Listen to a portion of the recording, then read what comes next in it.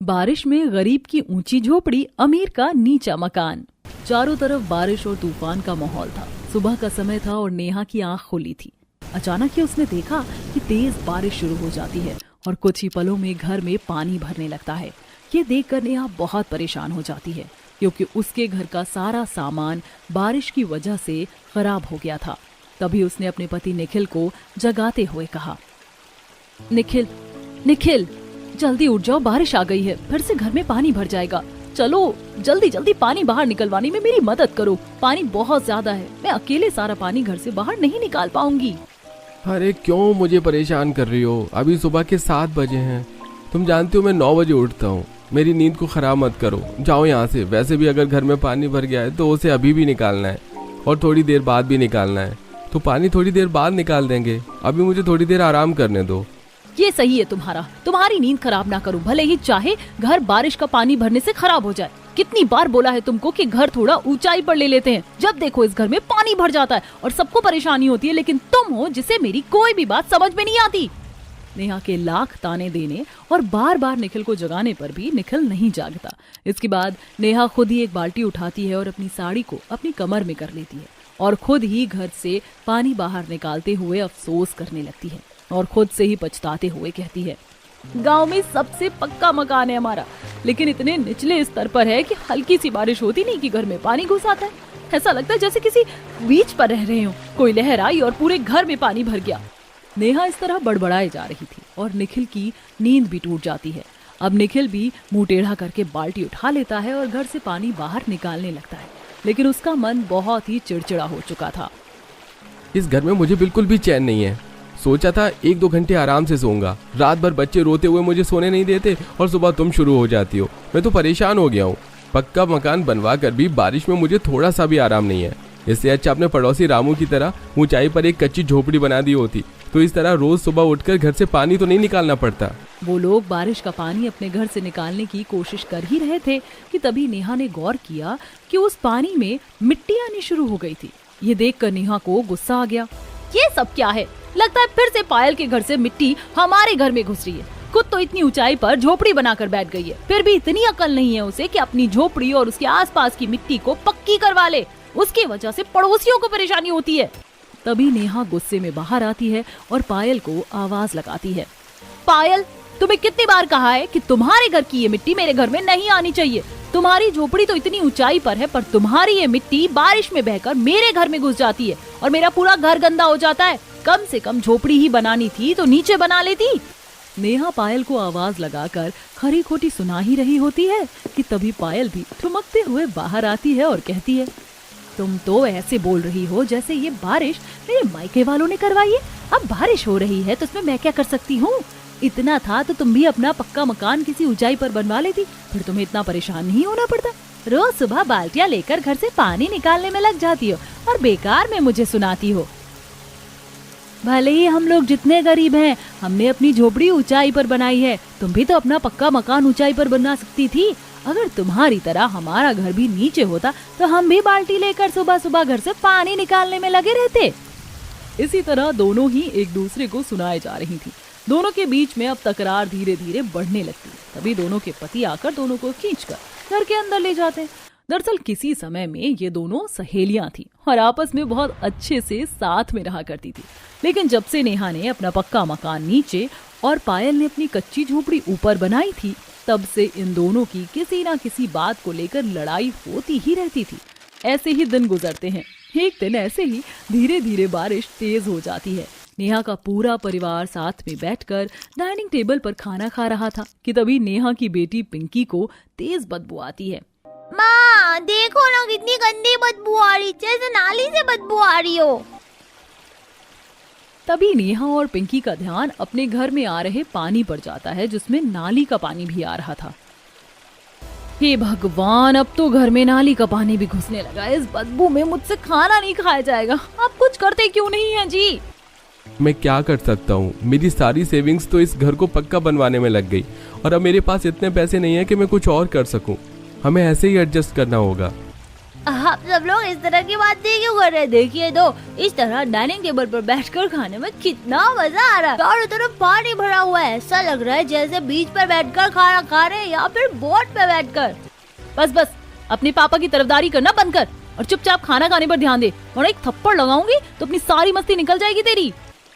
नेहा अपने बेटे को डांटती है और वह चुपचाप सर नीचे करके खाना खाने लग जाता है।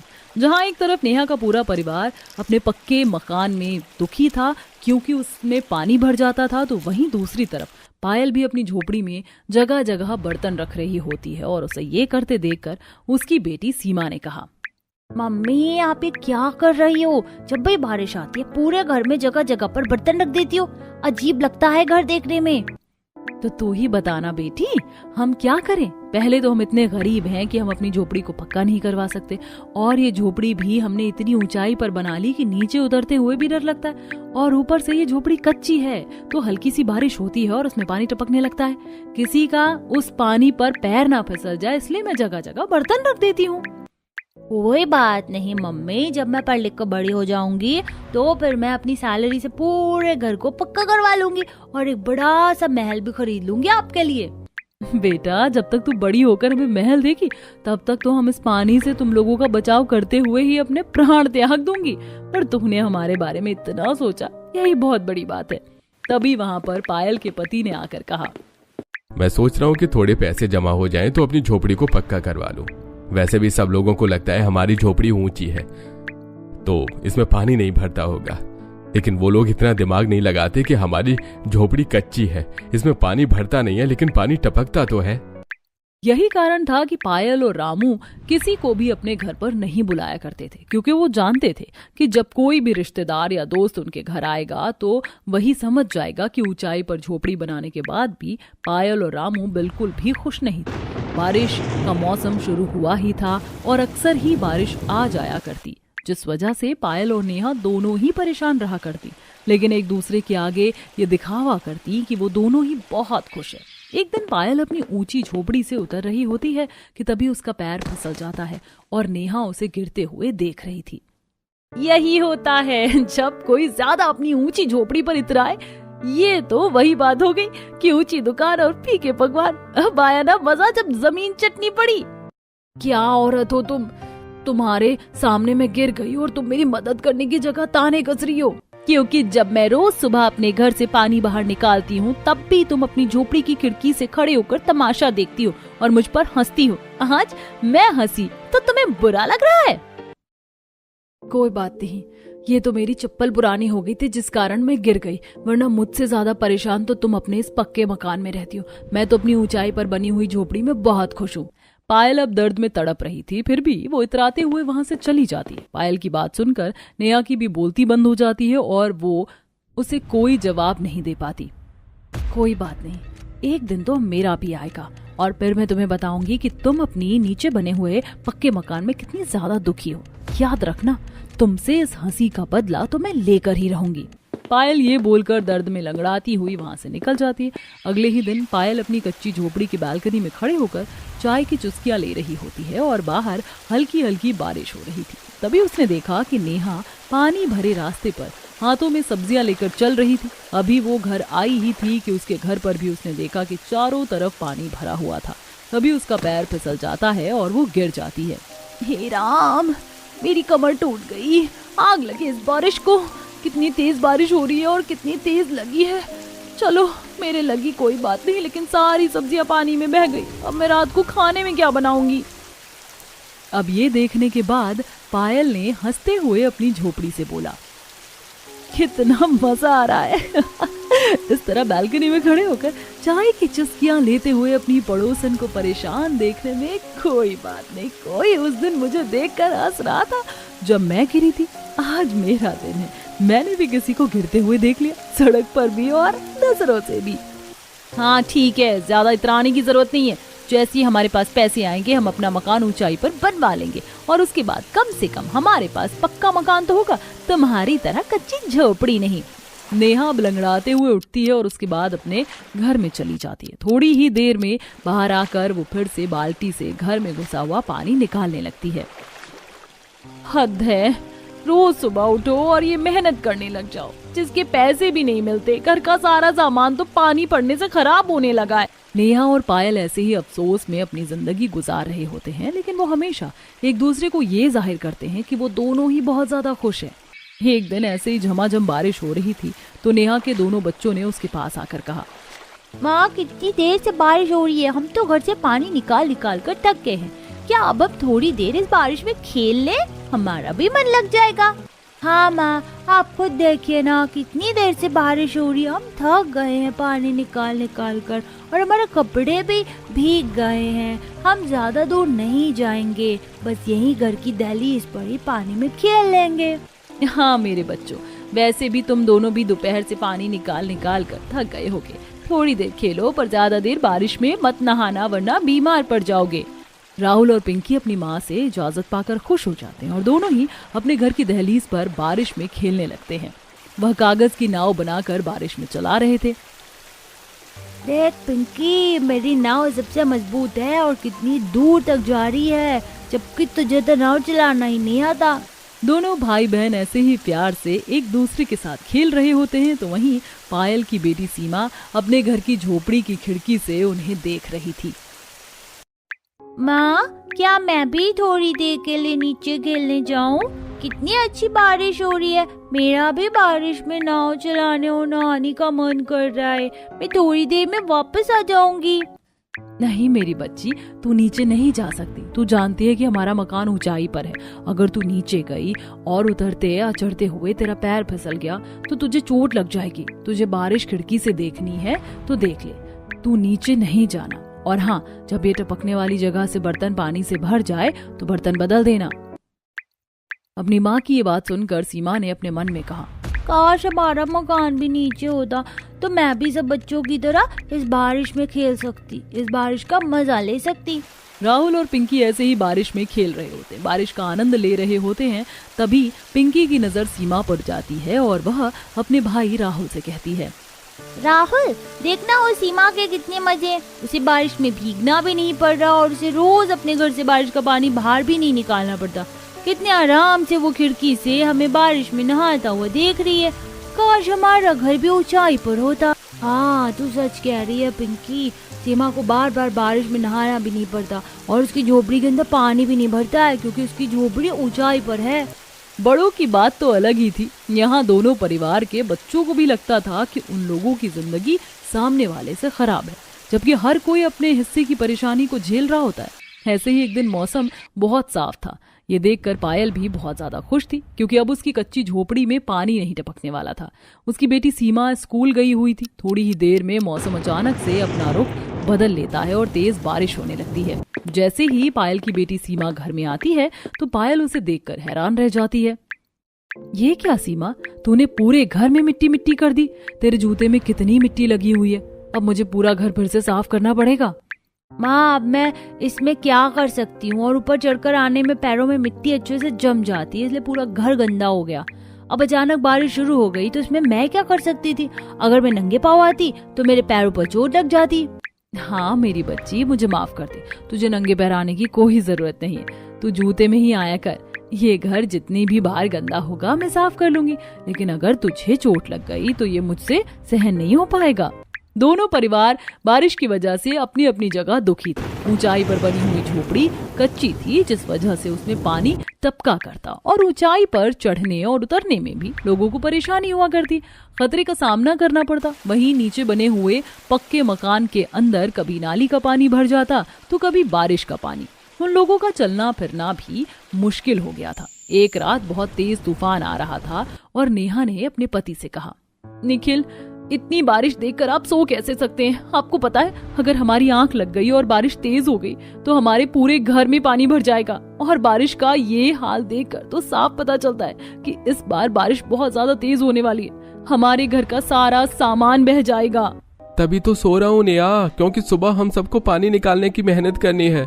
कम से कम इतने सोकर अपने शरीर को थोड़ी सी राहत दे दूं, क्योंकि सुबह उठकर हम दोनों को पानी निकालने का बहुत सारा काम करना है। तुम भी थोड़ी देर आराम कर लो। कि आप कैसी बातें कर रहे हैं। इतनी तेज आंधी और तूफान में मुझे नींद कैसे आ सकती है। नेहा को चिंता की वजह से नींद नहीं आ रही थी, तो वहीं पायल भी अपनी कच्ची झोपड़ी को हिलती देखकर परेशान थी और उसने अपने पति से कहा, अजी देखो ना, हमारी ये कच्ची झोपड़ी कितनी तेज तेज हिल रही है। अगर ये झोपड़ी उड़ गई तो हमारा क्या होगा? या कोई भारी चीज आकर इससे टकरा गई तो ये झोपड़ी चूर चूर हो जाएगी। मुझे आपकी और मेरी चिंता नहीं, लेकिन सीमा को कुछ हो गया तो। पायल, तुम बिल्कुल ठीक कह रही हो। थोड़ी देर इंतजार करके देखते हैं। अगर ये तूफान नहीं थमा तो हम धीरे धीरे नीचे उतर जाएंगे। इतनी ऊंचाई पर इस कच्ची झोपड़ी में रहना बिल्कुल भी सुरक्षित नहीं है। थोड़ी ही देर में आंधी तूफान अपने पूरे जोर पर आ जाता है। पूरे गांव में पानी भरने लगता है। रामू, पायल और सीमा के साथ अपना जरूरी सामान बांधकर धीरे धीरे अपनी कच्ची झोपड़ी से नीचे उतर रहा होता है। वो लोग अभी नीचे उतर ही रहे थे कि तभी एक भारी भरकम पेड़ उड़ता हुआ आता है और उनकी कच्ची झोपड़ी से टकरा जाता है और उनकी झोपड़ी टूट जाती है। हे भगवान, तेरा बहुत बहुत धन्यवाद जो तूने सही समय पर हमें इस कच्ची झोपड़ी से बाहर निकलवा दिया, वरना हम सब लोग मर जाते। तभी सरकार की तरफ से अनाउंसमेंट होती है और स्पीकर पर सरकारी आदमी पूरे गांव में अनाउंसमेंट करते हैं। सुनिए सुनिए सुनिए, इस गांव में बहुत जल्द तेज तूफान और बारिश और ज्यादा बढ़ जाने की संभावना है। आप लोगों से अनुरोध है कि सरकार द्वारा दी गई नाव पर सवार होकर राहत शिविर कैंप की ओर प्रस्थान करें। जहां एक तरफ पायल का पूरा परिवार परेशान था, तो वहीं नेहा, निखिल, राहुल और पिंकी के साथ अपने घर से बाहर निकल आए थे, क्योंकि उनका पूरा घर पानी में डूब चुका था। राहुल, नेहा, निखिल और पिंकी अब सरकारी नाव पर सवार हो जाते हैं और उसी नाव में पायल, रामू और सीमा भी चढ़ने लगते हैं कि तभी सीमा का बैलेंस बिगड़ जाता है और वो पानी में बहने लगती है। लेकिन तभी नेहा पूरा जोर लगाकर उसे अपनी तरफ खींचकर वापस नाव में बैठा देती है। शुक्रिया नेहा, अगर तुम नहीं होती तो आज मैं अपनी बच्ची को खो देती। ये तुम कैसी बात करती हो पायल? भले ही हम दोनों अब एक दूसरे को पसंद नहीं करते, पर किसी समय में हम दोनों सहेलियां थी और सीमा भी मेरी बेटी जैसी है। मैं अपनी ऊंचाई पर बनी कच्ची झोपड़ी में बिल्कुल भी खुश नहीं थी। उसमें भले ही पानी नहीं भरता था, लेकिन तूफान आने पर वह झोपड़ी हिलने लगती थी और बारिश आने पर कच्ची झोपड़ी होने की वजह से उसमें पानी टपकता था। मैंने ये सब कुछ तुम्हें जलाने के लिए बोला कि मैं खुश हूँ। मुझे भी माफ कर दो पायल, मुझे लगता था कि तुम अपनी कच्ची झोपड़ी में बहुत खुश हो, इसीलिए मैं भी तुमसे झूठ बोला करती थी कि मैं अपने पक्के मकान में खुश हूँ, जबकि उसके अंदर तो नाली का पानी भी भर जाया करता था। थोड़ी ही देर में सरकारी नाव में बैठकर नेहा और पायल दोनों का परिवार राहत शिविर कैंप में पहुंच जाते हैं। 2 दिन तक गांव से सारे बारिश के पानी का निकास हो जाने तक वो लोग वहीं रुकते हैं। धीरे धीरे नेहा और पायल की फिर से दोस्ती हो जाती है, तो वहीं सरकार के आदमी आकर ऐलान करते हैं, सुनिए, आप सब लोगों के लिए एक खबर है। जिसका मकान बाढ़ की वजह से टूट गया है और उन्हें परेशानी हुई है, उन्हें सरकार की तरफ से 2-2 लाख रुपए का मुआवजा मिलेगा। अरे ये तो बहुत अच्छी बात है। उन 2 लाख रुपए से हम अपना मकान फिर से बना सकते हैं। हाँ, कम से कम अब मैं भी एक ऐसी झोपड़ी बनवाऊंगी जो भले ही पूरी तरह से पक्की ना हो, पर थोड़ी सी ऊंचाई पर हो। हम दोनों सहेलियां अब एक जैसा मकान बनवाएंगी, एक ऐसा मकान जिसमें किसी तरह की कोई परेशानी नहीं आएगी। ना ही वो कच्चा होगा और ना ही वो इतना नीचे होगा कि उसमें पानी भर जाए। जहां बारिश की वजह से 2 जिगरी सहेलियों के बीच के रिश्ते खराब हो गए थे और दोनों एक दूसरे की जानी दुश्मन बन गई थी, तो वहीं बारिश की और अचानक आए तूफान की वजह से ही दोनों सहेलियों की दोस्ती फिर से गहरी हो जाती है। सरकार द्वारा मिले गए पैसों और अपने द्वारा बचाए गए कुछ पैसे मिलाकर वो लोग अपने घर को फिर से मजबूती से बनवाते हैं और उसमें बारिश से बचाव के सारे साधन एकत्रित रखते हैं, ताकि उन्हें या उनके परिवार को किसी भी तरह की क्षति ना पहुंचे और वो लोग अपने अपने परिवार के साथ खुशी खुशी रहने लगते हैं। उनकी आपस में होने वाली लड़ाइयां भी खत्म हो जाती